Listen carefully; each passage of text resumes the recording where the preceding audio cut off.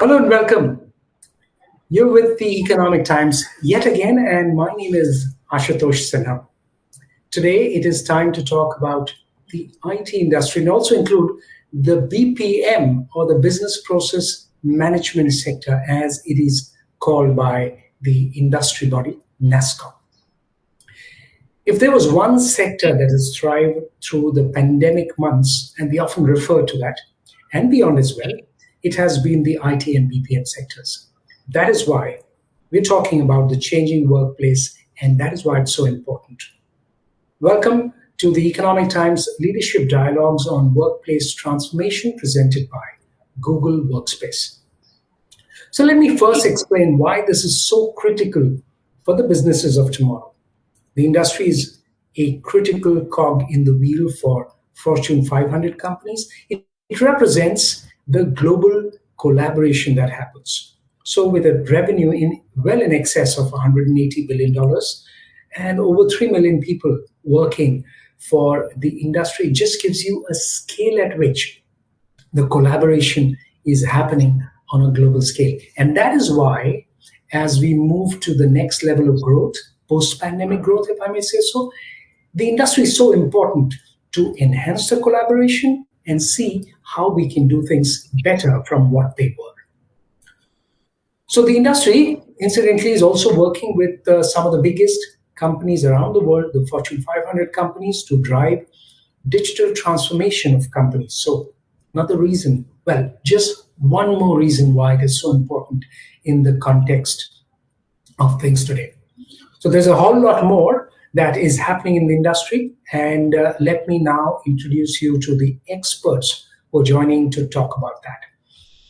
Venu Nair, Chief Operating Officer at RMSI, Ram Singampalli, Chief Operating Officer, Hexaware Technologies, Chaitali Mukherjee, Partner and Leader, People and Organization, PwC India, Suhrid Brahma, he's Chief Technology Officer at WNS, and Ragana Beara, APAC Head of Customer Engineering at Google Workspace. Thank you so much, ladies and gentlemen, for joining us and talking about something, taking out the time and talking about something that is so critical for businesses. So before I move ahead, let me first request Chaitali Mukherjee, Partner and Leader, People and Organization at PwC, to set the context for the changes that are happening and give us a sense of that big picture. Chaitali. Thank you, Ashutosh. A very warm welcome to all our listeners here, and thank you so much to the panel. I think this is a very interesting space to be in today. No more place. Place is replaced by space. So we all are operating in spaces. A few years back, the space would have been something very different to think about. What I intend to share, because we have a very august panel, very quickly would like to share a bit of a data, that we got to see when we did a research along with NHRDN, barely, I think, a few months back. And the data is quite fascinating, if you ask me. What this data does is it not only tells us where we are going as an organization or as a space of organization, it also gives us a little bit of an understanding about the various cuts. But before I get there, I just want to confirm you are able to see the slides properly. Yeah. Okay. So super. So very quickly, this is a study that we actually did in partnership with the National HRD Network and HRDN. And the focus was, if this is the new world in which we are going to operate, what does this basically mean? What does reimagining future of work mean? And what would it mean to set excellence in this new ecosystem? And we actually interviewed 250, almost 250 CEOs, CXOs, and leader participants and covered 150 organizations. Interestingly, this data is only about India. And I think that's a very important one. What COVID and the post-COVID era, rather should I say, taught us is we are going to live in a globally local world, which basically means we'll be very well connected to understand what's happening globally, but it's going to be super critical for us to understand what's happening locally. The process was very simple. We spoke to multiple leaders. There was a lot of thought leadership that got covered, and we garnered a lot of perspectives. It covered 5 core sectors. The IT sector that we are talking about is our technology, media, and communication sector. And you can see there was a big chunk of leaders who were representing that sector. And then, of course, there were other sectors. And as you can see, there were leaders cutting across the cross section. Let's see what the leaders were saying. Now, very importantly, when we were asking them about where is the world going, 59% of the participants who actually went through this research said that the operating model and the organization structure is going to see a massive shift in the coming times. And as you can see, when we go a little deeper to see how are industry sectors responding to this, right from retail and consumer to a health industries to a financial services to a tech media and communication, which is IT, ITES or a BPM sector, 70% and above said the operating model shift is going to be real. Now, how to look at this? Tech sector has always been ahead in terms of where they are, in terms of their operating model and agility of the operating model. When they stood up and they said that 70% of them believe that it is not going to be the same ever, it basically means it's going to be a dynamic and a huge shift. The most conservative ones, energy utilities and resources, is also talking about almost a 45% big shift in operating model. Bottom line, operating model which used to be designed around strategies of the future to remain stagnant or remain static for 5 to 7 years is a passé. Operating models are going to be dynamic. Then we asked people on the work related shift, right?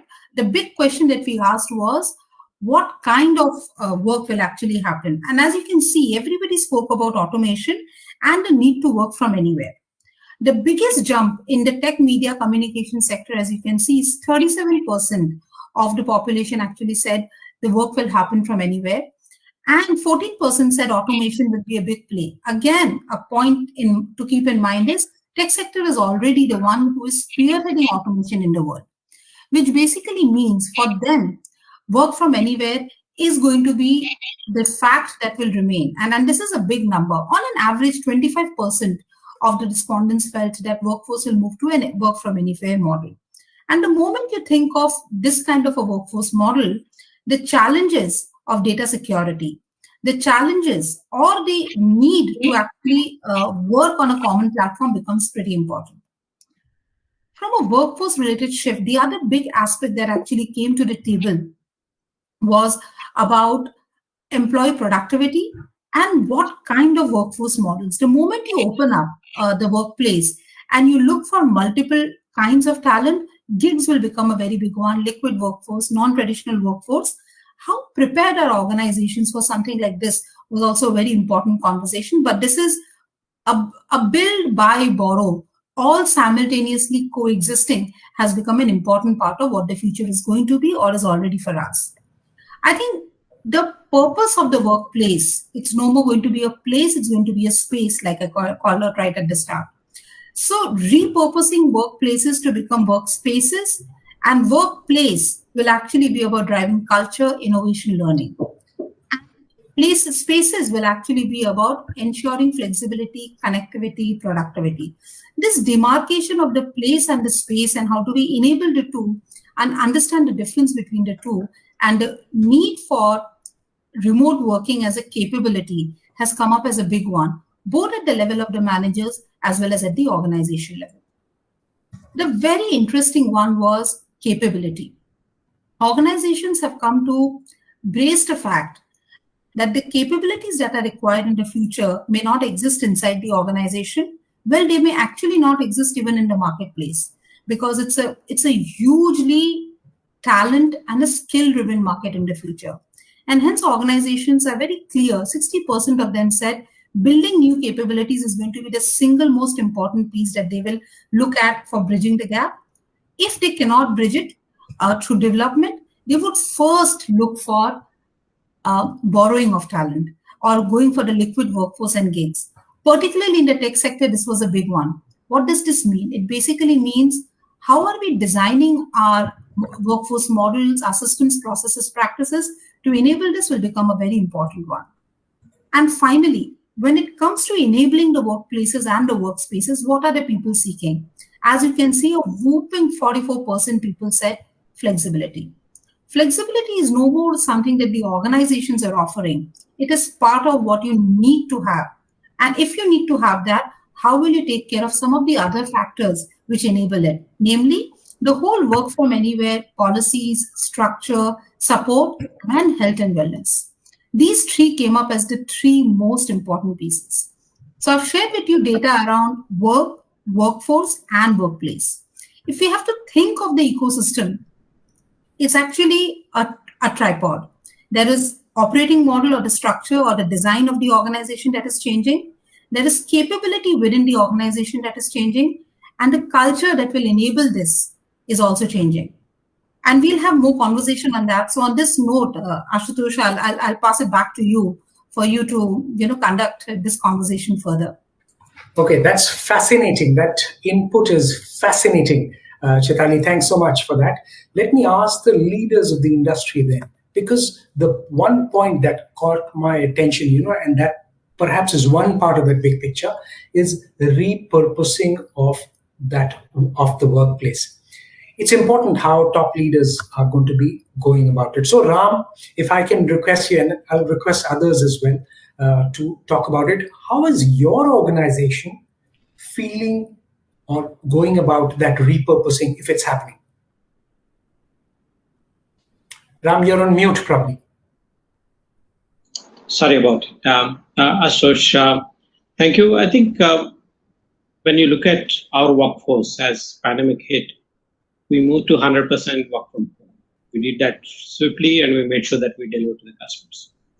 But as we progress into 18 months to process, what we are noticing is we are missing what we generally get together and toss ideas, deliberate much more openly. Those things are not really conducive when we look at all of the technology that enables us today. Right? Still, there are missing pieces. That's where our office space comes into picture. So we get together in office nowadays. Mostly, we finish all of the homework that we need to be done. We only get together to deliberate few things that we wanted to do, and get the human connect that is needed. Right? That's what we are encouraging our employees to come back to work, not necessarily to deliver to the projects and the customers. So I think that will be the pivotal thing that we will play a role in terms of how the workspace will be looked into. For example, we have thousands of employees joined but never seen our campus. Now work with the people closely, right? So those are the people, they come to office for a day in a week, get together, spend time together, establish that human connect, go back and start continuing working on the projects. Okay, Venu, would you like to give the big picture of how the change is happening for you and the company in terms of the way you're going about work?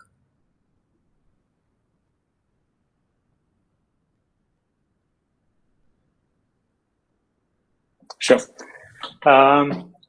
So just to add to what Ram said, right? I mean, even we went through the whole shift from being mostly on-premise to a completely remote setup, and I think all of us surprised ourselves with how quickly that transition was kind of achieved, right? And as things progressed, and you notice the limitations, especially in terms of acculturation, how do new employees build a sense of identity and connect with the company if they're not actually physically interacting, if they're not in a space. So much of culture comes through almost an unconscious osmosis process, right? By just being in the environments. So when we started looking at getting back to work, and as with all surveys, our surveys indicated the same, that a majority of the people would like a kind of a hybrid model where they work 2 to 3 days out of the office and the rest of the time from home. The initial thing was to look at saying that, oh, this is wonderful. We'll have the best of both worlds. You have flexibility. At the same time, you have the connect. But then when you start looking at the complexities of scheduling and, what does a hybrid model really mean, you start realizing that it's actually a lot more difficult than a full remote system in many operational, sense of the word. So when you start looking at people back in office, our offices were designed for a fundamentally different purpose than what they will be for the future. Like many other IT setups, we had an open office. Everyone from chairman downwards sits in an open cubicle. And most of the closed spaces are essentially team rooms and so on. But you now need to look at if you have 7 people in the room and you have 2 people remote, how do you make sure, and that this composition is not going to be constant, right? So next week it could be a different set out of the 9 people which are remote and so on. How do you ensure that the set of tools and infrastructure that you have makes everyone's participation productive? And I don't think the solutions are completely there yet. And as with what I suspect many of the others, we are also kind of feeling our way through this. But we have this very conscious sense that the workplace design has to be fundamentally relooked at. Okay, so I suspect there will be that physical space will have to give way. I'd like to believe some bit of tech element to that because of the way things are moving. So, Rid, in terms of WNS, how is it shaping up? And again, there's an added issue also that you're a listed company in the overseas market. So some of those challenges that come in as well. Can you explain the challenges that you're facing and how it has been addressed? Sure, Ashutosh. As you said rightly, it's probably more like a journey for us. And if you have to choose 2 words, what you said at the beginning, from survive to thrive. And as Chaitali mentioned, from workplace to workspace. So for us also, it's been like, usually a BPM was completely work from office to work from home to hybrid. So each stage there have been different challenges. But what we have done, of course, almost every company have done in terms of the remote enabling. So I don't want to get into it in terms of, enabling with computers and connectivity, but leaving that aside, the 3 key pillars that we focused on as WNS were, one, are not necessarily in the same order, all 3 are absolutely critical. Take care of the customers, ultimately we are here for the client service. And so WNS value that client first. So how do we take care of the client?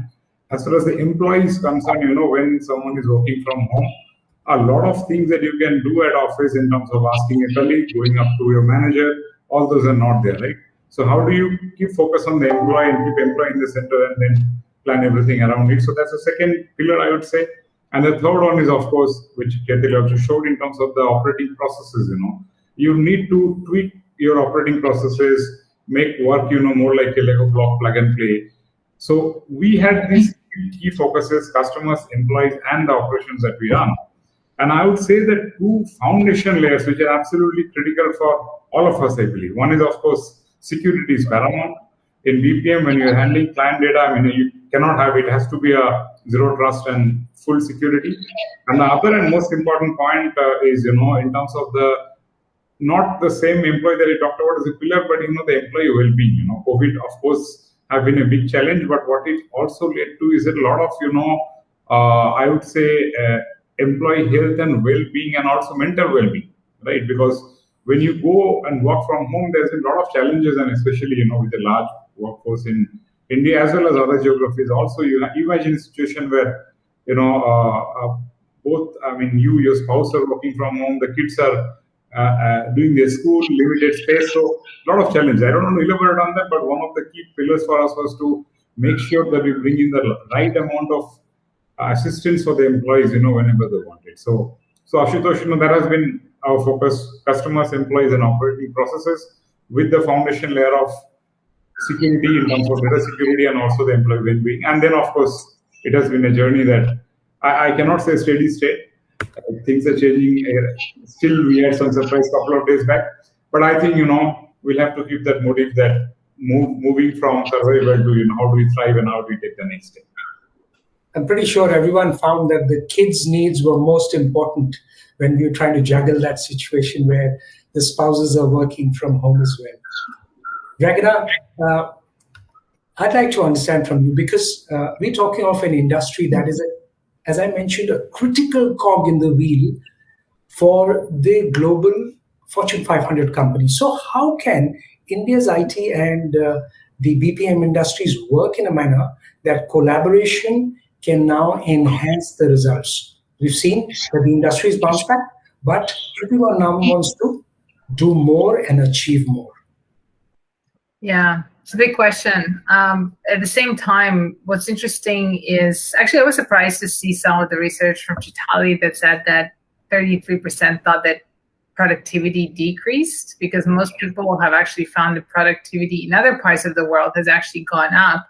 because now you don't really need to shuffle between the meeting rooms. You're just sitting at for knowledge workers specifically, you're sitting in front of your laptop, computer, and you can literally book, if you're doing half an hour meeting increments, you can book pretty much 16 meetings per day if you're working 8 hours. And then you still have, the other week, I had 35 hours of meetings. And I know that because my Google Workspace calendar actually shows me how much time I'm in meetings, how many hours of one-to-one, how many one-to-many.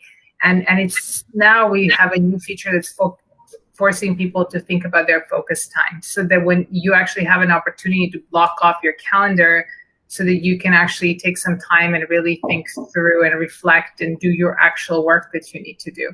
So there's definitely that element of online burnout.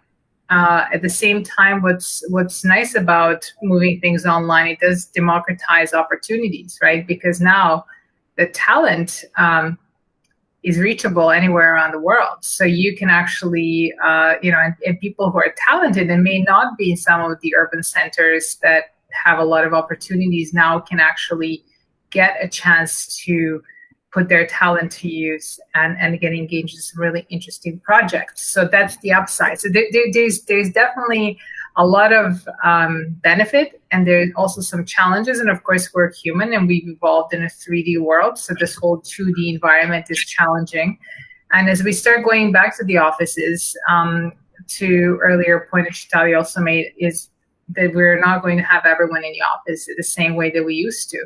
So in the past, when these remote meetings were starting back when there were those Polycom star phones and so on, you know how disadvantageous it was for someone to actually dial in from their car or from elsewhere, because usually the person that was talking was not near the phone, and the gang that was chatting and laughing amongst themselves was near the microphone. So there was a lot of obstruction.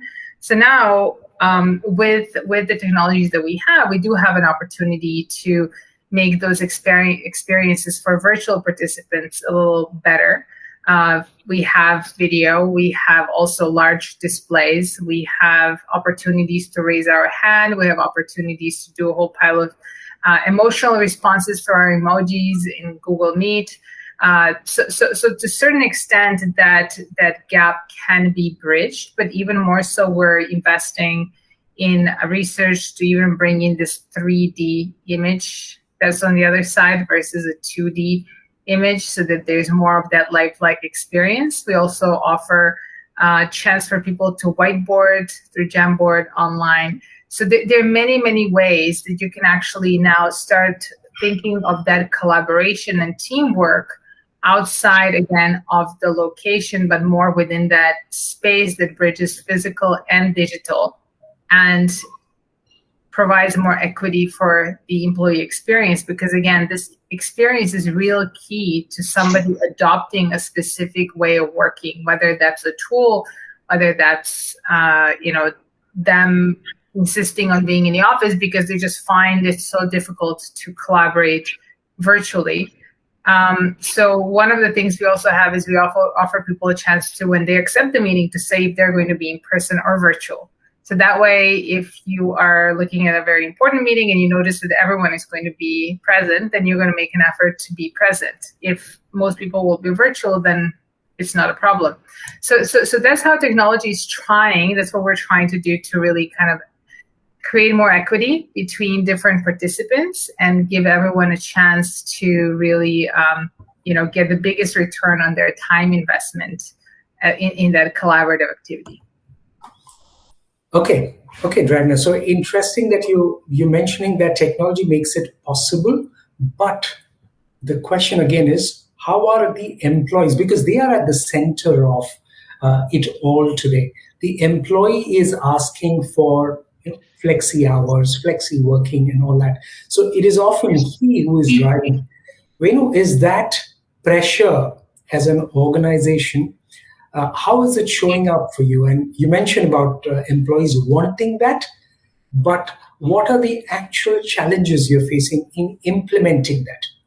So these are interesting opportunities. Again, I prefer to look at opportunities than challenges. And I think, the whole idea is, first of all, we need to forget about jamming the old way of working into technology. We need to completely change how we engage and understand that there's many different preferences, many different ways. A lot of times, one of the great features that we have is also asynchronous collaboration, meaning that we provide access to all the parties that are participating in a project to all the documents, and they can go in and contribute however they wish at the time that they're able to do so and whenever they can.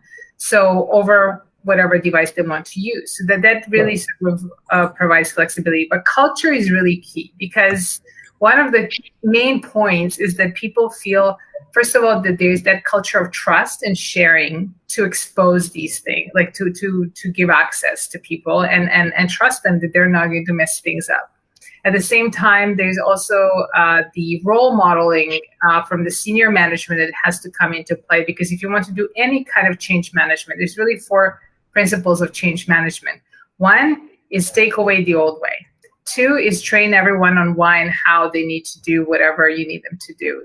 3, have senior management model the behavior that you want to see. And 4, measure and reward the desired behavior, so that people who are adopting specific ways of culture and behavior are being recognized and are benefiting, and so the others will also pick that up. So those are some of the kind of quick tips on how to look at this opportunity and really sort of change the way we think about it. Okay, so I was trying to get Venu's reaction to that about some of the challenges, Venu, and in the context of what Dragana also mentioned, what are some of the solutions you've tried to work around with? Sure. So Dragana started out in the earlier segment about the observation on lower productivity, right? And I often thought that this statistic is not necessarily uniform, right? So because we very often assume that someone working from home has access to basic infrastructure. And the thing we noticed, at least at the early stage, was the lack of that, right? While tier 1 cities, you do get uninterrupted power for most part, and good data connectivity as people relocated, sometimes to their hometowns, where some of this infrastructure is still fairly patchy in many parts of India. So we did face some of the challenges associated with that. Now, some part of the address is just, trying to provide assistance, whether it is in terms of stuff that gets shipped over. For some segments, it was even looking at comfortable tables and chairs, right? People who are in very early stages of their career, sharing, living spaces, with friends and so on. So they lack stuff like that. But then once we got through this wave, I think the second set of challenges was, again, something that Surit, touched upon, is that we realized that there are lots of stresses that people are facing. For instance, our initial assumption was that working mothers might actually find this kind of useful. But, survey results show that many of them, on a lighter note, would rather escape that and have a few hours of, time when they can actually focus on work.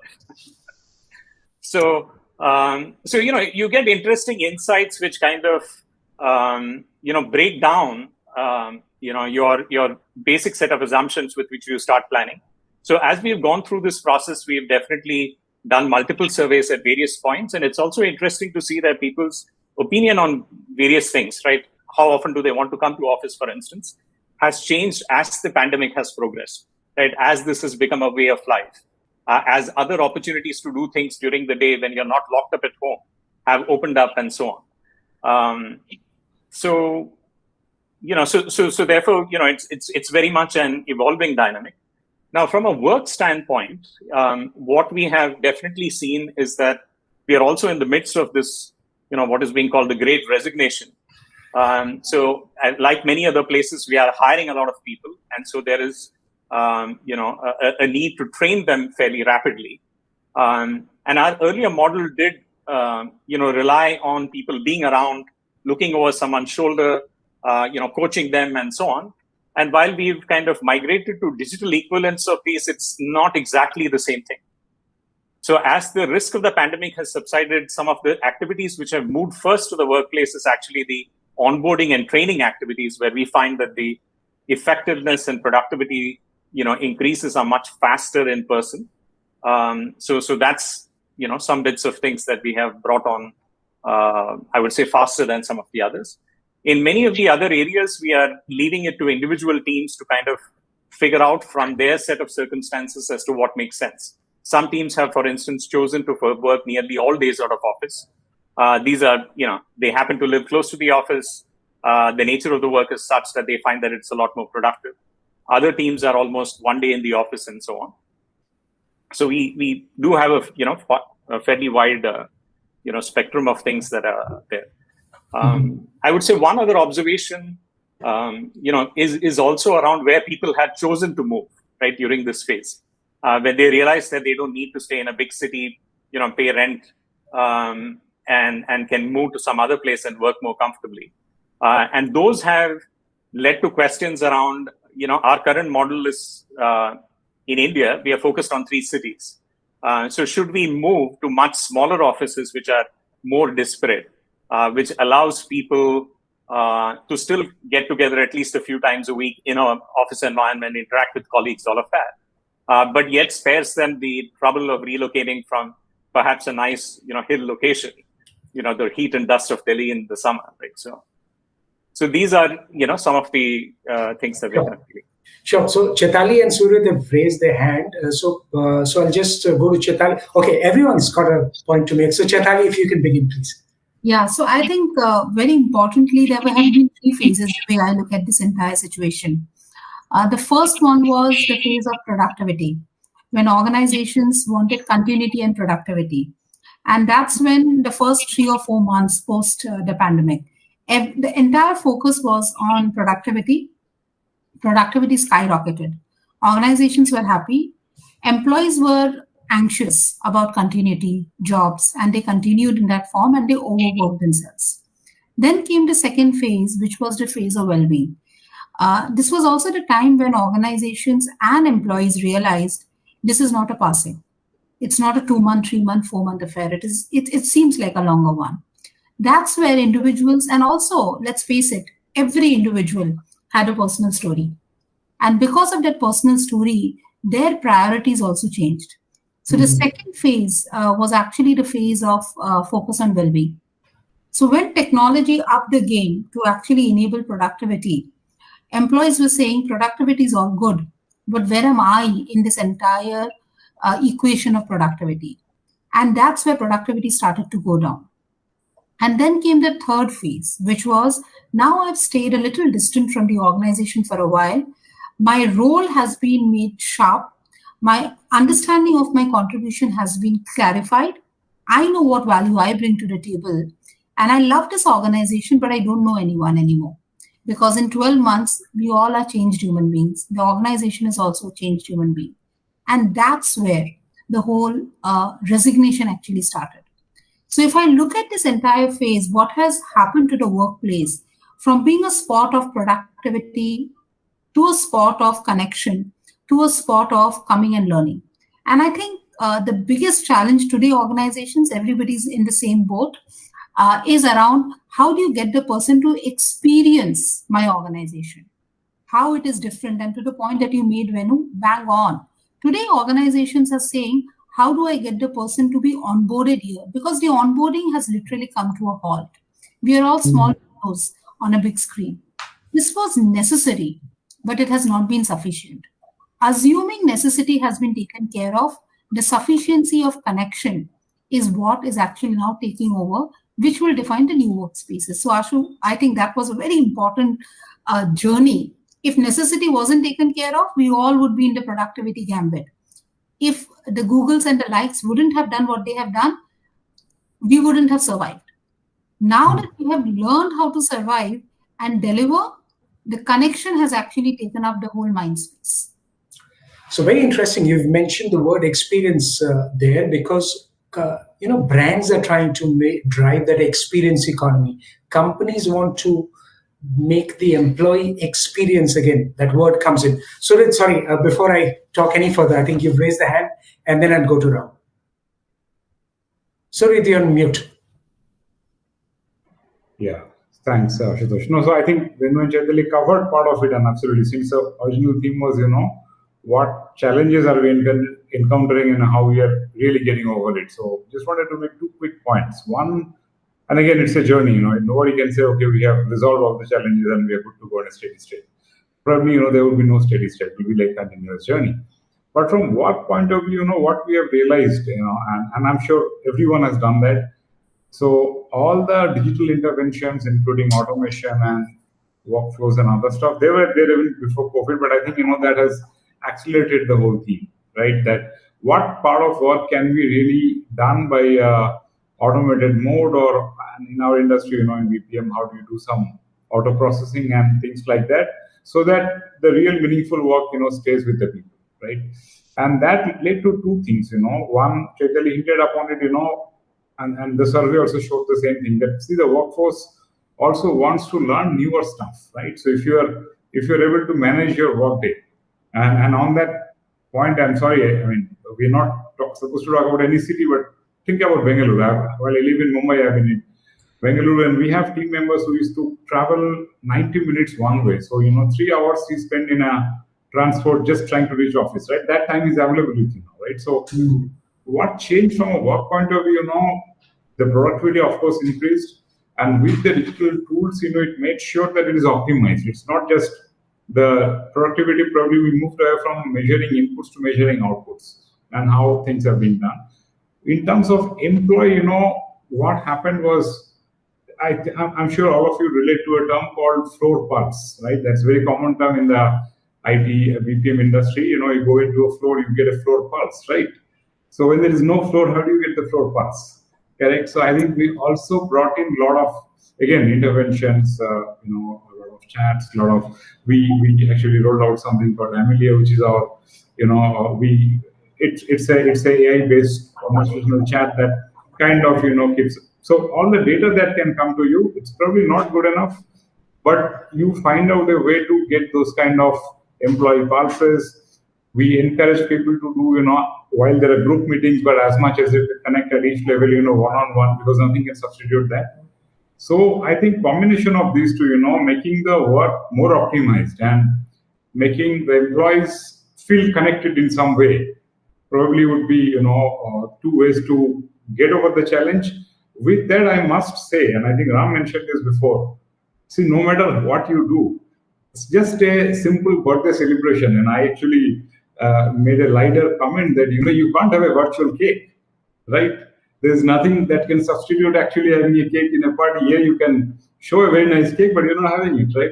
There's nothing like having a coffee with the colleagues. So those are the things, which we miss. And as things have resumed, what we have done, and as a leadership team, different locations we have started visiting over the last couple of months, mostly across locations, whoever is based on whichever country, and trying to make sure that, people start coming back.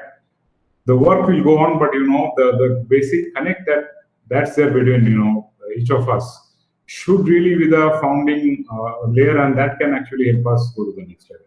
So just wanted to add those 2 points, Ashu. So Ram, you wanted to come in, and again from Suraj, what caught my attention: work will go on, but that basic connectivity, that human touch. Yes. How have you been addressing that? I think the way to look at it is making sure that we communicate our priorities very clear to the employees. For example, when we started pandemic, we said employee safety is the utmost priority. That means if customer doesn't give permission to work from home, we forego the business. That's a bold statement to make, and stand up in front of the employees and say, this is how we are going to do it. Therefore, you go home. If the customer allows you to work from home, we'll continue to work from home and we deliver. If not, we'll take care of it, right? So that's the fundamental thing. But flip it and then fast forward a little bit. We are supporting a customer who is doing a clinical trial for a vaccine. What would be our response to it, right? Now, we got to do as a citizens whatever is needed to support that customer, but it's no longer about revenue and other portions, because this is a responsibility that we need to carry on. That means if we have to get people to office, and then we need to do a few things differently, then we need to find ways to do it. And then employees understand the priority, right? The one side, the one day the priority happened to be the employee health, and the other side supporting customer in a critical situation. So we kind of did a good job in terms of communicating to our employees and why we make certain decisions in certain way, so that we have a clear trust from our employees, right? That's a fundamental for creating that connect, right? People, when we make the decision, they understand very clearly. The other portion is we would do everything that's virtually that is needed, but listening from the leaders on a regular basis is very important. So we created what we call as a Lantern series, which every Thursday, one of the leaders go in, all the employees are free to join, fortunately technology allows to do it. It's not about what our leaders are speaking to the employees, but answering their questions. And sometimes we actually brought in the doctors, we brought in various other support people to speak about what the employees wanted to hear about. And that's something that we probably in normal days we wouldn't have done it. Given the pandemic situation, everybody working from home. I think the other thing that I would say is probably a lot of simple things that leaders do to create that connect very important. For example, in the office, if somebody really want to see me, they would get hold of me in a cafeteria or someplace. There is always that open, opportunities for the people to interact with each other. And once we are working from home, it's gone. So how do we facilitate? For example, I said very openly that anybody sees a 15-minute slot in my calendar, they're free to block it and come in. So there are no boundaries. And I make sure that the calendar is always clean. So if somebody blocks it, I would go ahead and take care of it. If I were to prepare for something, I'll use my time later in the evening. But I'm open. So I encouraged all my team members to do the same. That means our organization is open to listen to anybody, anytime. We're no longer missing our opportunities that you would have had when we were opening the campus. So those are the things that we have done. And obviously we have done lots of fun things, getting a DJ virtually, the various events virtually. But, whatever we can do within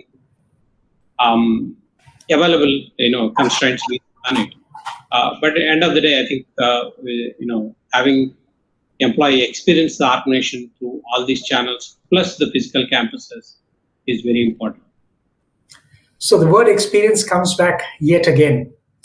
Experience is what everyone's talking about. So Dragana, from you, I'd like to understand. So how can the delivery experience for Fortune 500 companies, a lot of who depend upon one or more Indian companies for offshoring work, for a variety of work, how can that experience be enhanced so that the Indian companies can make a business and the experience of the global Fortune 500 companies is better than before?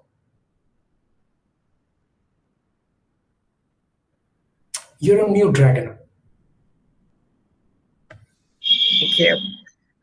So there are many ways, but probably one of the more logical ones is that people are working in the same realm, and they're giving a common platform to collaborate and communicate through. They're given common platform to use their editors, and they're given common culture as well to a certain extent, because obviously you need specific patterns of behaviors to make the most out of what you have. So having those types of solutions is important. Also having perhaps that asynchronous collaboration capability within your platform where people can access the documents they need to work on at the time that suits them. If you have that work around the sun concept where perhaps somebody in North America does something with specific files and then can hand it over to somebody in India, and then they can hand it over to somebody in Australia, and kind of goes that way.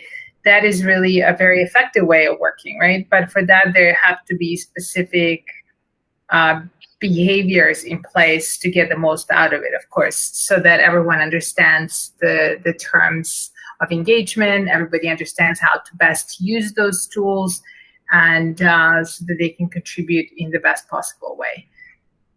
If you look at it from the platform point of view, that's definitely one of the ways. Okay. Also, try and get to the other issues. Some of the issues that we're talking about. Well, we spoke about repurposing of the workplace. Now the people challenges we referred to. Now the hybrid workplace. And again, I'd like Sured, Ram, and Venu to come in on that. Typically, if we were to look at some of the largest Indian companies, the Infosys, the TCS, the Wipros, broadly the thumb rule would be about a little under 50% is their employee cost. Now, that is the part where this is a people-driven industry. How are you making that experience? How are you thinking of making that experience different? Okay, Ram, I'll just come to you maybe first for that question.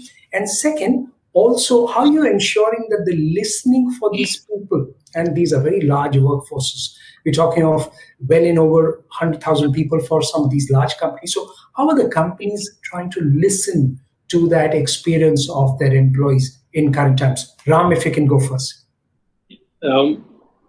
I think when we look at what employees are expecting, when you alluded into it, when we try to run the surveys and try to understand what employees are saying, and what we try to find out is that each individual has their own special needs, right? For lack of better, in terms of flexibility, in terms of everything that we speak about it, and it's very, very difficult to formulate policies and create an operating model that works for you. So I went through several teams and several thousands of small teams that we ran the workshops, we ran the surveys, and I think the lesson that I learned personally is that there is no way we can figure out and create one operating model that works for the whole organization. And especially in my preview, it's about 20,000 plus employees, and there is no one model that would work for across the geographies, across the age groups, across the person needs. So there is not going to be one model that would work. I think that the trick is how do we enable each of the group to make things work for themselves. For example, somebody working on a project, there are 10 people, let's say they have individual needs. And if you leave it to them to figure out what works for the best, they will figure out. Obviously, you need to put some guardrails around it. And as an organization, my job is to figure out those guardrails and then lay it down and let teams figure it out. But if you try to operate in the old model where we lay down what the operating model is very rigidly and try to dictate those terms with all the employees who not coming to office, they haven't seen our offices anytime, that is not going to work out for us, right? So my recommendation to everybody is try and figure out what the guardrail should be and let teams figure out what they need to do. Okay, Venu, you'd like to go at that? The most important part, how are you determining their future for the employees? You mentioned 5,000 people who work for you. So how are you determining their road ahead for them?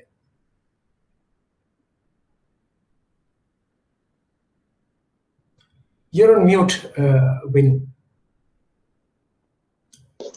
Venu, you're on mute. Sorry. No, I would start with echoing what Ram said, which is that there is clearly no single operating model. In our case, we have very distinct lines of work as well, right? We have a consulting business, which is very high interaction intensive. We have some work which is extremely data oriented, where in theory somebody could do, sitting alone and so on, right? So and everything else in between. So it's really been trying to figure out how do we make that work. And as someone, I think it was Ragnar who mentioned that, we've all been there where you're the only person dialing into a conference call. Everyone else has forgotten that you exist in the meeting. Now, that was an exception, but today you have, meetings where week on week that situation is changing. And so I think eventually this will get, solved by technology. So we are definitely experimenting with whatever is available, trying to find more effective ways of having a meeting. And part of it is technology, but part of it is also meeting discipline, right? So for instance, I've been a great votary that there are good meetings and bad meetings, and, there are ways to run these. And so we've had training sessions for, our managers of teams on how do you run a good meeting, right? How do you make sure that you make your, that the, time is used most beneficially. And I think, you see, an added challenge to this is that while all of us are looking towards technology and the big tech companies to come up with, solutions, including Google, the challenge is that as you got people to adopt a certain platform, right? So they've learned how to use the basics. But the platform is not staying constant, right? Every 3 months, they are improving.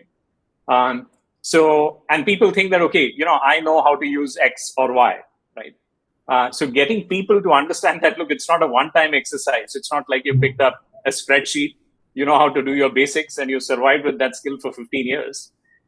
Here you have to, the organization has to be constantly watchful of what capabilities are enabled. You need to kind of, test it out, see if it works, and then continuously educate people so that at least we are staying, apace. While the problem is not solved, at least you're kind of reducing the extent of this hybrid work model. And I'm amazed at how, at least personally for me, in the early start, as you started looking at, potentially the end of the pandemic, you looked at saying, okay, it'll be a hybrid model and it'll be the best of both worlds, and everything will be, hunky dory. So I'm surprised at how much we underestimated the challenge. But then as we started thinking through and started putting together teams and how they would work, you realize kind of the complexity of it. Okay. Surit, your take on that in terms of how the organization is being enabled to make sure the expectation of the workers is met. And then I'll go to Chaitali and talk a little bit about the workers expect as well. Oh, sure, Ashok. And I think, as we said, there's no single solution for this, but what has really worked well for us, and again, we have about 50,000 people across 16 countries, right? So there cannot be one single model that you can replicate across all regions. Essentially, while it cannot be a broadcast and solve everything, what we have really found useful is, while there are some things driven centrally or for a particular country, the ideal solution have come out from the teams. So ultimately, if you break down this 50,000 people, ultimately it boils down to one unit, which is a particular team or for a process or a sub-process that's driving a particular client outcome. And I think what we call as experience, which is what probably you're taking away as the most common theme. What is the experience? And it's not just the company itself, but the people you work with, the bonding that you have. That's one.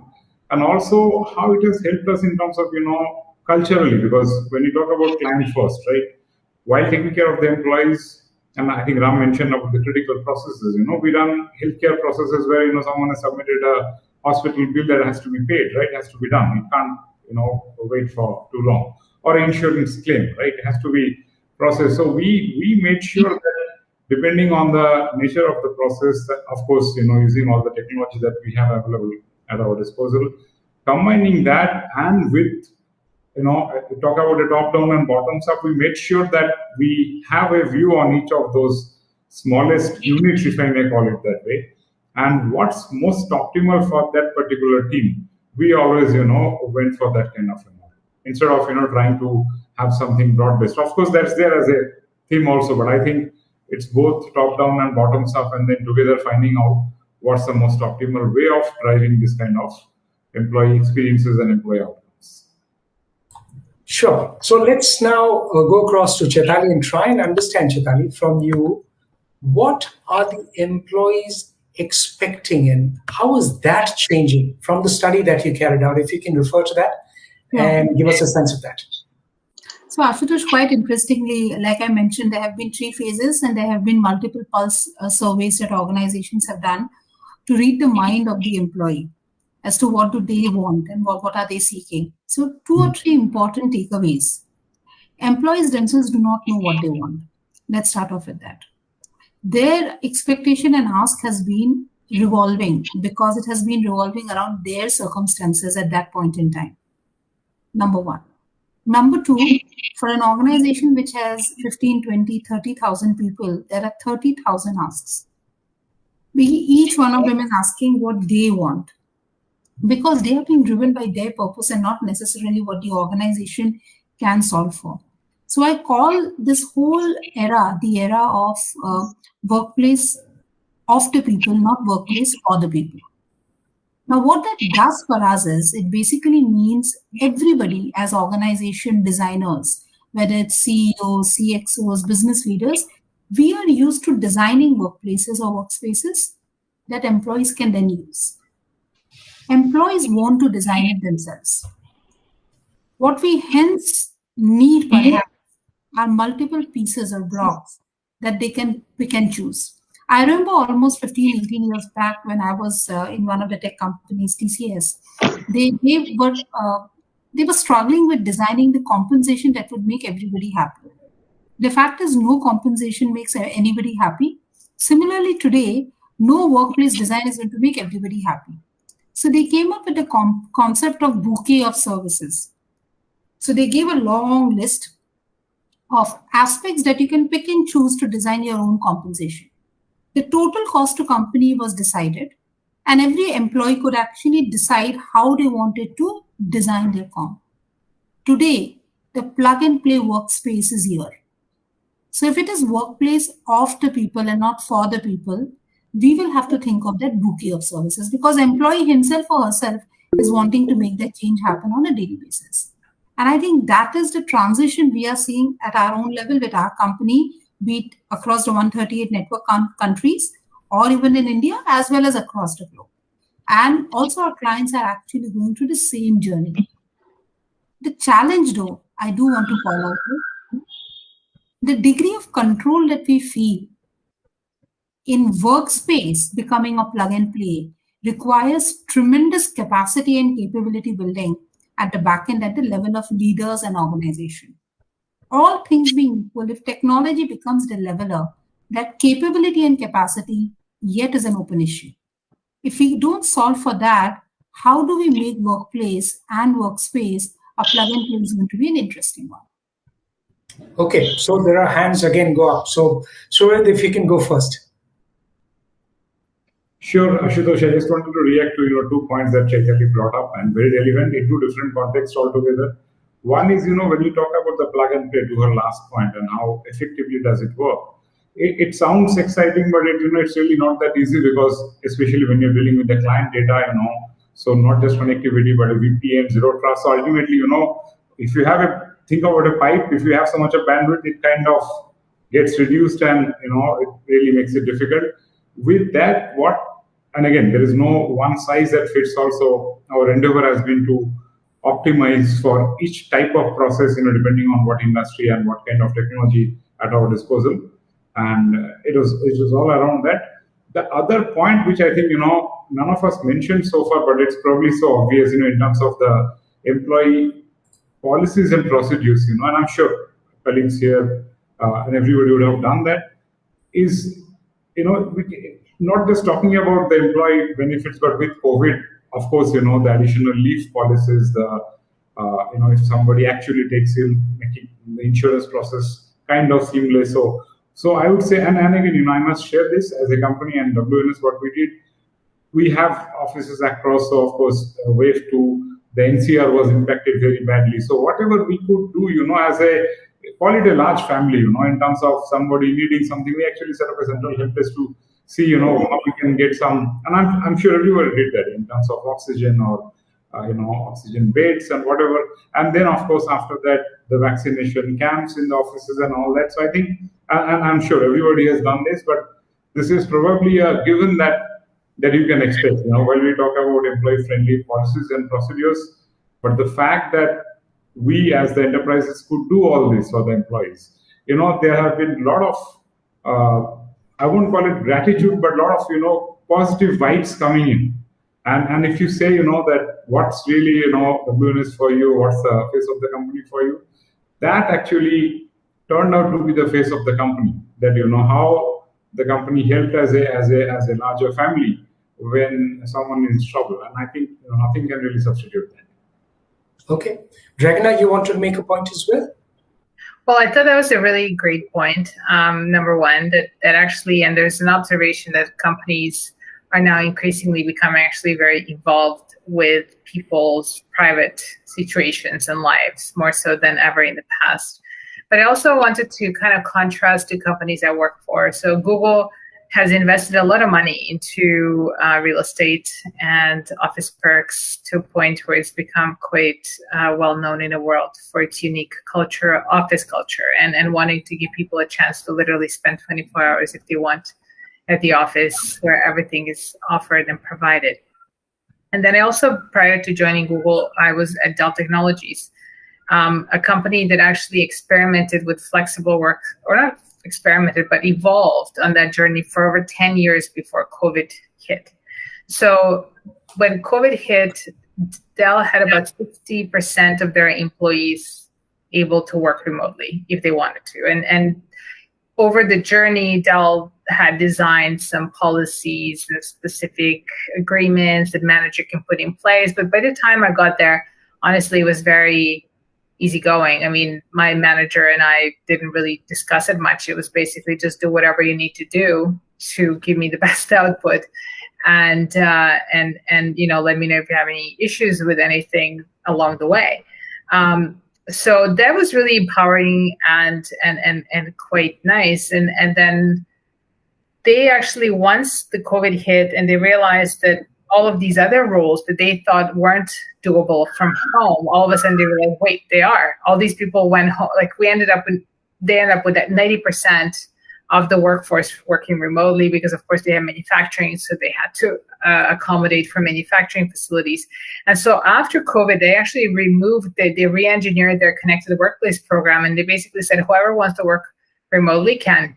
And we're really minimizing the amount of procedures and policies and all this stuff, because we're just making it really simple. And we have the KPIs we expect people to deliver. As long as they can do that, as long as they feel supported, as long as all that stuff is in place, go for it. Google was a little less, I think, well, obviously Google started on the remote journey when COVID hit. So Google really did spend a little bit of time contemplating how to move forward, and also arrived to a similar conclusion that flexibility is something that people do appreciate and want, but also there's a recognition that being in the office, and those are some really amazing offices, is also quite very good for employees, casual interactions, team building, having those sort of in passing conversations and ideas. But at the same time, to put in place a whole pile of and this was all based on the earlier point that Chatalis was making, was around asking people what they want. So they did actually send extensive surveys. They wanted to find out what people wanted. And ultimately, we can actually, from next year, be able to work 1 month in another location altogether if we want in a year. We can come and go. The expectation is 2 to 3 days in the office, preferably. But there's also people who can go fully remote if it makes sense for them and their manager. So ultimately, I think all of these points that were made here are valid, and there's no one size fits all. There's definitely different industries, different personas, different cultures and countries. So all of that, I think, will impact how one structures their flexible work. So Ram, the question, the talk is now shifting towards culture. In a situation like this, where remote working is what the employee is asking, what happens of the company culture? How do you build that for the future? I think the company culture, we spoke about earlier, experience of the employee. Right? I think the core elements of whatever organization chooses to cultivate as a culture. For example, we want organization to be very open and communication to go up and down very quickly. That's one of the elements of culture. Let's take that as an example. How do we cultivate that when people are remote? I gave an example of how I keep my calendar accessible to all of the employees, right? So there are no boundaries. And if everybody does that, then everybody who joins us would understand that it's open and I can communicate, I can reach out to anybody, I can block anybody's calendar. Obviously, there will be some boundaries, but largely, right? So we could use the technology that allows everybody to see this technology, calendars. That's one part of it. Other part is the leaders of the organization, are they willing to say it and execute it to that? I think once we do that, you can take that cultural element and institutionalize that all across the organization. So I think we say we want to have somebody watch over the shoulder. That would happen in office environment very well. But how do you do that when you are remotely working? So that means if you have a meeting and you want to have watch over the shoulder kind of people, you should invite them, make it a point, and put in effort announce that these people will be the watchers or they're observing, and let them be part of those things. Right? So we have taken every aspect of how we conducted the business while we are in office, and what are the elements that we need to focus on through the pandemic and the post-pandemic, and then how do we make sure that the remote workers are integral part of these things. Right? Are they a fully substitute of everybody being together? Answer is no. But we are taking measures and steps to minimize the impact as much as possible. Right? And how do you facilitate the casual environment? That means teams should come to office in a flexible time, but how do you know who's going to be in the office on that day? Right? One side the flexibility is I'll choose to do that when I wake up in the morning. That means nobody knows whether you're going to be in the office or not. But other side, if you want to facilitate it, you need to make sure that you announce it in advance, right? These are the fine balances that we need to figure it out. And there are do's and don'ts that we figured out to an extent, not completely solved yet. But I think it's going to be a journey for each organization. And I think going to the point, what would be the model? How do you cultivate the culture of the organization? I think several things have to come together. Each of our customers are different. That means people working on those customer projects, they need to behave differently. That means the customer requirements in terms of culture and how you respond to them. Where do you work? Because the customer says there is no way you can take this work out of office. That means that team cannot be working from office, and they will be different. So the customers play a big role in this, and the regulations, right? Yes, we are working on anywhere employee, but a GDPR regulation says that you can't take this out of that region. You are bound by that. I think there are constraints that would come from the regulation, and obviously the employee preferences and employee choices. So an intersection of what customers would like to do, what regulations would tell us what to do or what not to do, and the employees what they would like to do. I think as a management, our job is to figure out a good intersection of all these three and make sure that whatever we want to focus as a cultural elements, find ways to incorporate them in what we do on an everyday basis. Right? A culture is not something that we can build overnight, but let us have to stay at it, and they need to be the role models to do. Okay, so what Ram is referring to, Venu, is you've raised a hand, and I'll just add this bit to it. He's spoken about a little bit of the external part of it, customers, regulation. These are all external to the company. Internally, how do you make that change so that things can be ready for the future, the organization, and the culture part of it that we're talking, and of course your point as well. You're on mute, I think, Venu, again. Please. So, RMS as a company, we've always kind of prided, ourselves for the culture that we have created. It's something that has served us well. And as everyone talked about, one of the first challenges was how do you, acculturate people who come in and who have no ability to observe, right? Observe behavior, draw inferences, and have that. So one of the things that we've done is that realize the importance of more conversation around it, right? It's not a tech solution. It's very non-tech. We've hosted a series we have 7 core values. So we've encouraged our leaders to host conversations, which are essentially facilitated conversation on a core value. We obviously have our HR training that everyone goes through and, definitions and all of that. But this is much more about in the context of work, right? To challenge the values, to say that, do you think it really makes sense? But, why should we really focus on it? Why should this be important? Are there any contrarian views and so on? So almost a little bit of a Socratic, dialogue in the context of real life situations that we face on projects. Because we see that there is not enough opportunity for people to otherwise observe and learn, which would naturally happen if you are operating in a workplace. And then you correlate it with, what the company has been talking about, right? So I think that's one important aspect. We realized that, if we focused on the values and we focused on the fact that people understood, deeply as to what those really mean at the workplace, then we would be addressing at least a significant part of, what is important to us. So I think that's one specific thing which I would say has reasonably worked well for us. Okay, so Rit, I from your point of view, you referred to it briefly as well. So how has remote and this flexible style of working impacted the organization, and how are you balancing it from the productivity and the safety perspective, safety of the employees perspective? The reason I ask that is also in the last few days we've had some concerns of a new variant of the virus, so possibly some of those fears returning. Okay, so Ashutosh, I'll come to it, and again, but I just want to reflect on the point on the culture, and then I'll probably address this point. But so, and we heard Venu and Ram both about culture, So, and we believe, culture is not something that you can prescribe. It has to be felt, right? And we also have our own circle of values, which are not just displayed in the hallways and boardrooms. Everyone, starting from our CEO Keshav, we live by those values, right? And moments like these, when you have this kind of things which nobody could even anticipate, it's a black swan event. That's when those values really, come to life, and that's when you really realize, what it really means.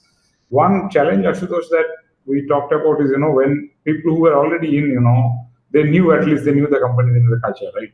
Imagine, and of course, we talked about resignation, hiring. So of course, there is a movement always, right? Even during the highest point in pandemic, people moved out and people came in. So the whole idea is, how do you assimilate that as a single workforce and not have bits and pieces of, someone is there, like, I was in one town hall where the junior most guy was like 3 days in the company, and the most senior guy was 17 years in the company, right? So that's the where it is. How do you really bring it all together? And I think that's the point I wanted to mention about culture, that how do you get it all together? To your other point in terms of safety and waves, and as I told, we have people globally. So in India, we have a large set of delivery centers in Europe also, right? And Europe and India have not been in sync in terms of the progression of these waves, right? So what we have done, see, safety is paramount to us, and that's non-negotiable, right? So obviously, we made sure that is taken care of. And now, the other key point I wanted to mention is, we actually allowed our workforce to switch between switch roles, within the company, right? And we have a job portal where you can look at a different type of jobs. And when we talk about the employee roles, there are quite a few roles which are, I would say, more real time than the other ones. Some you can do in a flexible manner, but something like a customer experience, right? When you are either talking or online with the customer, you can't do that offline, right? So we gave people the choice of how you can adjust to the type of work that suits you most. And I think that flexibility has been well appreciated. Also, I must say that the customers have been also understanding. We all talk about, and Ashutosh, you explained nicely about what is external, what is internal to us, but the external factors actually influence the internal behaviors, right? I'm really glad that most of our customers have been understanding. So all those usual course of time, of course, we need to still maintain the SLAs. I can see Ram and Venu would be smiling, when you talk about SLAs. Yes, we need to absolutely maintain that, but I think what really helped us is the relationship that we have built with the customers over the years. Most of our clients are very long-standing in nature.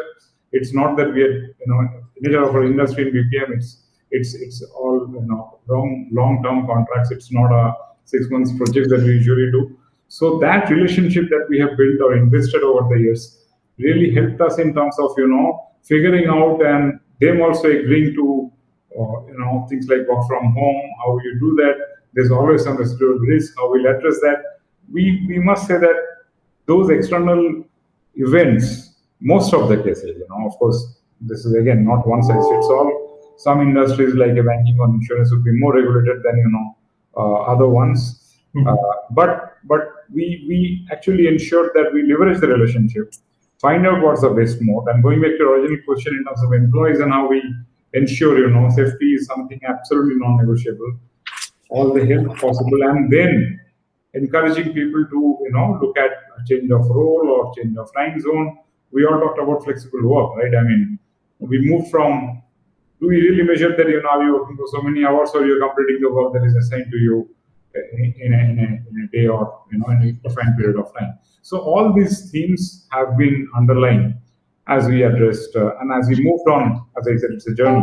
We can never say that we are done with the hybrid model. It's all cast in stone. No, it's a journey, and we'll continue to do the journey. Okay, so Chaitali, since you mentioned this is a time when the employee is driving how the workplace of tomorrow is shaped. What should companies be wary of, and how should they prepare for tomorrow when it's uncertain as of now, but tomorrow, how should the workplace look like? And I'm talking obviously in this, we're talking of the IT and BPM sector. Yeah. So I think for IT and ITES or any professional services sector for that matter, including consulting firms, you exist around your talent. Your talent is your reason of existence. And when you exist around your talent, and that's your only most important asset, that asset has to have stickiness with you. One of the biggest challenges that we all are facing in these days is, so the last year, if you pick up any tech company, any ITES company, they've only overachieved their numbers. And on the back of the overachievement of numbers, they are growing even more this year as an expectation. But the rules of the game have changed. Because now the talent on the back of whom we are expected to grow has had a certain change in his or her mind. So for organizations, it could mean 2 or 3 things, Ashutosh, and I want to call out. This is my own personal view, not PwC's view first and foremost. Organizations literally will have to think of getting the house in order first. And what do I mean by this? Like all of us may have gone through this entire perspective of taking a step back to actually take a step ahead. The value proposition that each one of us as organizations had to offer may have actually changed. Because people used to join ITES companies for a variety of reasons. International assignments, specific, opportunity to work in a certain place, in a certain kind of assignment, certain project, almost treating themselves as talent marketplace. That has got hugely restricted now because of variety of reasons. Our clients have been supportive because clients are also going through the same space. Yet, employees are actually seeking very different things. And hence, I think the first and foremost ask I would think organizations may need to have is, and this is also that time of the year when organizations are creating the 2, 3, 5-year strategy. The strategy will have to start not around business opportunity or what the client is seeking, but the strategy will have to start around people. Do I have the talent bank? What am I doing to actually cater to the talent bank? Because all things being equal, if I don't have the talent, strategy will just be in the paper. So I think that's a very, very important call out, I would want to say. The second one, and I loved what both Suhed and Venu spoke about, right? The values. Organizations which have had the culture and values, and all the 3 companies here in question, be it Hexaware, be it, all the 3, have very solid values that everybody's aware in the marketplace. I like what Venu said. We are asking people to have a Socratic conversation. Do these values stand true today? And I think that's precisely, does the whole purpose of my organization and my employees, are they signing up on the new value proposition or the value proposition from the past? So if you ask me, the step 1 of my strategy for the future is, what is my purpose as an organization from a business as well as people perspective? Hence, what is the value proposition I can offer? That has to be my first step to go ahead and say, what kind of workplace, workspace, workforce model, so on and so forth.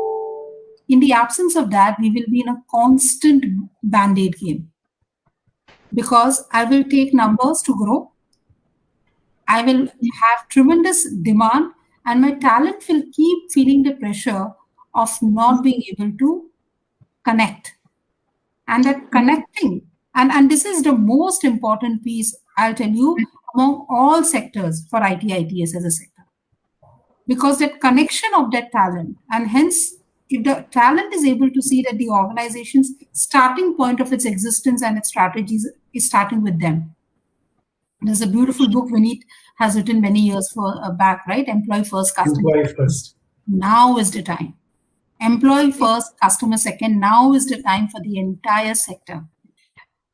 We read it, we think about it, but do we put it in our strategy is the question. So Ashutosh, to me, culture, capability, everything, employee first. Are we thinking about that is going to be a moot point? Dragana?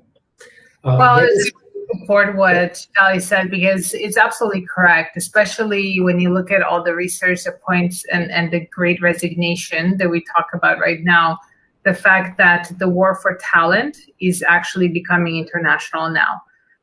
There is research that a couple of years ago that was commissioned by Dell Technologies on the transformation of workplace, and it came back with some finding that in 2024, there's going to be 1.1 million STEM jobs open in the United States, of which only 45% will be fillable by the new grads that are coming out of universities. So what does that mean? Is the US going to all of a sudden import more than 500,000 people? I don't think so. What they're going to go do is they're going to go after talent in other countries. So the country, those companies that are in other countries need to be aware of that and need to be prepared that their people are going to get offers and options for that employee experience that's at a very different level. And they need to step up if they want to keep that talent. So 100% people strategy for every single organization is so important. Surit, you also raised a hand. And how does tech help solve some of those challenges? No, exactly. So I think Ashutosh wanted to deep dive on one point. So while we say employee first, we keep employee and customer in the center always, without talking about first or second. But I think, there are newer models coming in. We talk about great resignation. We should also think about the great migration, right? That is, people have moved from, globally, from tier 1 to tier 2 cities to their native places and, willing to stay put out there. I think one of the biggest use of technology coming in is what we call as a gig workforce, right? It's not that you and gig is something that probably have picked up steam over last, I would say, couple of years. It was there before the pandemic also, but it has really picked up steam because then you're actually allowing people to work on their terms for the fixed number of hours that I want to work in and for the kind of work they want to do, right? So my prediction, and again, my personal view, and of course, this will vary across companies, is that the gig workforce, or what we call as part-time workforce, and work from anywhere, Of course, there are challenges when we talk about our company. We need to make sure that, when you are not on a company device, security becomes paramount, right? So all those things, we'll figure out as technologists. But as a trend, Ashutosh, I see that while, the hybrid workforce model with the work from office and work from home will stay, but there will be a substantial portion that would be a gig workforce who would really choose what they want to do, when they want to do, and how they want to do, right? And that probably, they can do from wherever they are. It doesn't really matter, which city you're operating in. So that's something which, of course, will follow the trend as industry. And of course, as Chaitanya talked about, how we adapt to those strategy or how you make your strategy work for the new models. We'll, of course, stay tuned and do whatever we need to do. Ram, you wanted to come in, sure. I think this is a dichotomy. What Chaitanya mentioned is, for example, our own journey. During the pandemic, we said we need to relook at our purpose and values. So we basically went out and said our purpose is creating smiles through great people and technology. So that's the posture that you would see. So that's a simple purpose. We said nothing more. You create a smile to your customer, to your colleagues, to your family, or whoever you come across. So that's a simple purpose. And that's what we started talking about. That means each interaction needs to be pleasant, each needs to be purposeful, so on. So we went through all of that journey. Now you take that what Surit mentioned, it is about gig economy, people come and go. And the whole purpose of the organization values the building culture, building talent, is a long-term journey. That's one model that existed. And now you have a other force that's saying, I don't care about the values. I don't care about what your purpose, but I know that I need to come and work for certain hours and take money and then work. So this is a completely a different model. Right? So organizations like us need to make a choice between which way you want to be, or how do you be in the middle, and how do you operate in a hybrid model. If you have a project with 5 people come in gig model, they get paid differently, their benefits will be different, but I have a people that who have been long-term with the organization, how do you do, they see these things differently, right? How do you manage that part is kind of a challenge that all of us have, ahead of us. I think the most important thing is, I don't think either of the model would be there for the organizations 100%, and each organization would operate somewhere in between. It would be 80% gig workers versus 90%, full-time employees. Is something that each organization would choose to do. I think our ability to operate somewhere in between is something that Chaitali mentioned. What is a capacity that you build for the organization? So organization capacity to operate somewhere in between a model extremely that you build the talent, you build the culture, versus I borrow when I need it, and what is that right balance for the organization that somebody has to work. Okay, Chaitali, if you can make your point brief, please. Yeah, very, sure. very small point. I think the only point that I want to make here is employee value proposition will have to be not just for your full-time employees, and that's the real shift. When we are talking employee first, customer second, your employee is your employee plus your gigs plus the prospective employees. So the organization's ability to think of its value proposition as a talent magnet, because the gigs, I will be dependent on gigs to deliver. But the gig has to choose to work for me because he's only working for 35 hours in a week, and he has or she has the option of working with anyone. So the value proposition, when we talk of organization being the talent magnet, has to take into consideration not just full-time employees, but your part-time employees and your gigs. And that's the big shift, because that makes us all think very differently. We'll have to think differently, including processes, policies. But first, the mindset. Who is my employee? And I think that was, Ashutosh, I think it's a very important one. Yeah. Okay. Venu, any last points? Are you ready for the change that is happening right now? Well, we are in the midst of the change, whether we are ready or not, right? So, but just a closing remark, if you will, from me on Chaitali's point. I think this whole thing of revisiting the employee value proposition, right? So, what do you hold for people is an extremely important question, and it's not like we have figured it out. But one of our essential construct has been, our vision and values is a key part of the proposition. Obviously, progression, learning, all of the other things, is table stakes, I would say, to some degree. And I think this whole journey through the pandemic, both in terms of how we have reacted to our customers and their needs, as well as how we have reacted to situations within the company or how it affected people. Surat talked about, Delhi and what happened in it. I live in NCR. I went through a fair amount of it personally myself. So that entire crisis, in some sense, is a true test of someone's values, right? I mean, otherwise you can have all the posters and coffee mugs. But I think how we have behaved as a company, and I hope this is how people see it, has been a demonstration of what these values, really mean to us. And we think that this is at least a significant part of the glue, which will make people stick longer, whether it is full time or whether it is gig workers. And I completely agree that there is no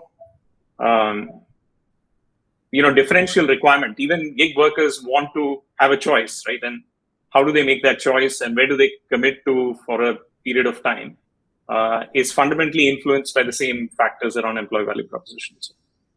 Okay. I'd like to come to you, Dragana, for some closing remarks. But just to mention, since Chaitali mentioned about that book in particular is by Vineet Nair. He was the former vice chairman of HCL Technologies, one of India's largest companies. Employees first, customers second. That's what the book is all about. And he does mention quite a few examples. So that's why that book is being referred to here. Ragnar, so closing comments from you, please. I just Oh, need there to. goes the book. Yeah, I there mean, goes the you book. know what? That concept is not new. I actually started my career in Hewlett Packard, and Bill Packard and Bill Hewlett and Dave Packard. They both had the manifesto for HP, and one of the first ones was employees first. Because if you make your employees happy, they will make your customers happy. And so the entire thing was guided by that belief. But I'm lucky to actually be also in another company that is doing a very, very similar thing. It has a very similar mindset. So at Google, we definitely look at our employees as our biggest asset. We invest a lot in every single way in our talent. And so we have also taken the platform that we built for ourselves. So Google Workspace was originally invented and developed for us to do the innovation, the development. Everything that you see coming out of Google actually was created on Google Workspace.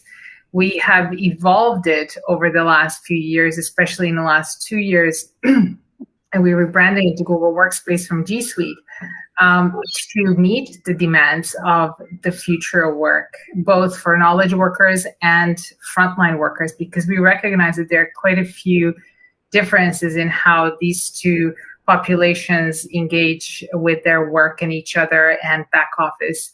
And so we believe that if people can communicate and collaborate and securely share all this content that they work on, because security is one of the huge pillars of Google Workspace, we think that they will be able to transcend this whole physical virtual divide and really also through Google Workspace deliver some of our culture of transparency, trust, and innovation to other organizations so that they can be as successful as we are. And thank you all very much for taking the time to talk to us tonight. We really heard so many great insights, and I appreciate all of your words and hope to stay in touch.